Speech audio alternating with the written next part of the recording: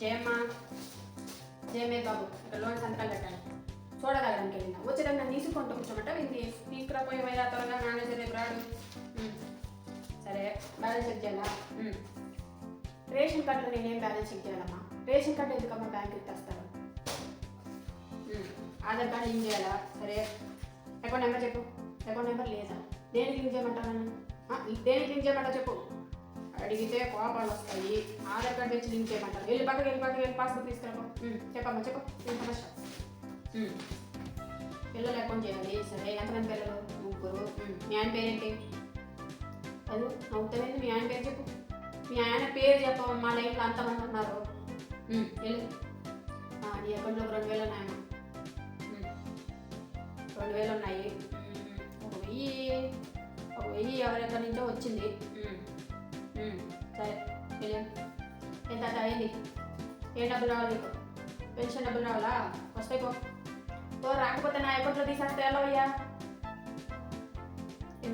ATM pin set చేయాలా ATM బయటనే ఉంది కదా సార్ వెళ్ళి సెట్ చేసుకోండి నీకు సెట్ చేసుకోవడం రావట్లేదా ఇప్పుడు నన్ను బయటకు వచ్చి కూర్చొని సెట్ చేస్తే కూర్చుంటే నేను ఈ జనాలు ఎవరు చూడాలా చూస్తూ కూర్చుంటావా వేరే పనే వెళ్ళి తెలిసిన వాళ్ళని అడుగుపోవయ్యా పోవాలా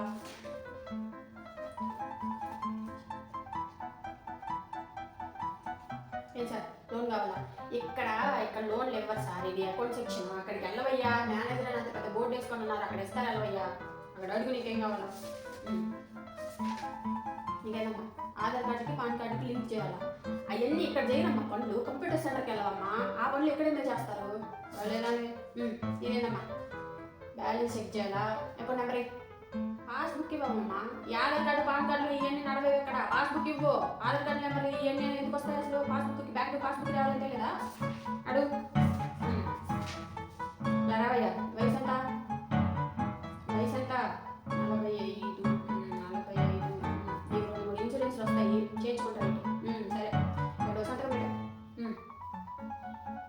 ఇప్పుడు ఈ ఇన్సూరెన్స్ ఏంటంటే నువ్వు అకస్మాత్ ఏమన్నా చచ్చిపోతే ఈ డబ్బులన్నీ ఎవరికి ఇవ్వమంటావు ఉండు ఇది 4-5 పేర్లు చదువుతుంది ఎవరితో భార్య పేరు ఒక్కటి చెప్పు 2 భార్యలు ఉన్నారా పెద్ద సమస్య ఇన్సూరెన్స్ వద్దు నీ డేట్ సరిపోతుంది కానీ పక్కన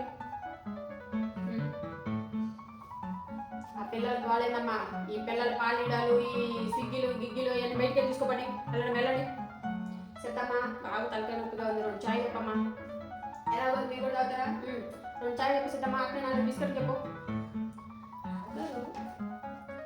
10 లక్షలు లోన్ తీసుకున్నాం పర్సనల్ లోన్ మొన్ననే రూపాయలు వడ్డీ తిప్పుతారు బ్యాంకులో వచ్చే మంచిది కదా ఇది ఇప్పుడు ఎవరి నుండి చెప్పండి 4 లక్షలు ఇస్తాను 4 లక్షలు చేతి పెట్టుకుంటాను మంచిది కదా మీ పిల్లలు చెల్లిన ఉన్నారు 4 లక్షలు ఇవ్వండి వద్దంటారు కదా సరే